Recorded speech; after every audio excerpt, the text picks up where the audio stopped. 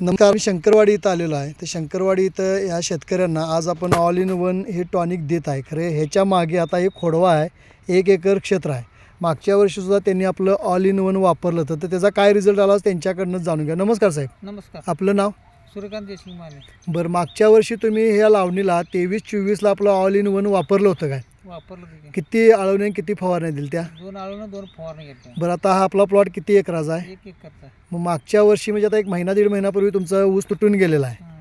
मग त्याचे किती ॲव्हरेज पडलं मागच्या वर्षी आपल्याला? एकरी 70 टन पडला की. एकरी 70 टन तुम्हाला ॲव्हरेज मिळालं आहे. बरं, आता ह्या वर्षीसुद्धा तुम्ही आता ह्याच्यासाठी वापरायसाठी आता एक खोडव्यासाठी तुम्ही हे ऑल इन वन घेतला आहे. घेतलं. आता ह्याची फवारणी करणार आहात. हो. तर तुम्हाला मागच्या वर्षी रासायनिक खतं कमी लागली का जास्त लागली? नाही, तुमची टॉनिक घेऊन ती खतं कमी केल्यात. कमी खतं कमी लागली. ह्याच्या आधी तुम्हाला एवढं ॲव्हरेज मिळत होतं काय? नाही काय, एक 10-12 टन ऊस वाढला. वाढला म्हणजे 2 आळवण्या 2 फवारण्या देऊन आणि परत खतही कमी होऊन 10-12 टन तुमचं ॲव्हरेज वाढलं आहे. वाढलं. बरं, जमिनीचे हे कसे आहे म्हणजे पोत सुधारले का? सुधारल्या. घातोड रानाला घातोड पण आहे, रानाला यायला लागला. बरं, आता तुटून तुमचा 1 महिना झाला आहे. हो. आता 1 महिन्यामध्ये तुम्ही आता आपण इथं बघू शकताय ह्या पद्धतीने ह्यांचे जाडीचे कोंब असे आहेत. पूर्ण प्लॉटसुद्धा तुम्ही बघू शकता. म्हणजे अजून हिने याला काही केलेलं नाही आहे, फक्त फोडून टाकले. खरं मागच्या वर्षीचा रिझल्ट किंवा अंश अजून ह्याच्यामध्ये आहे. तर याचा रिझल्ट यांना खूप छान आलेला आहे.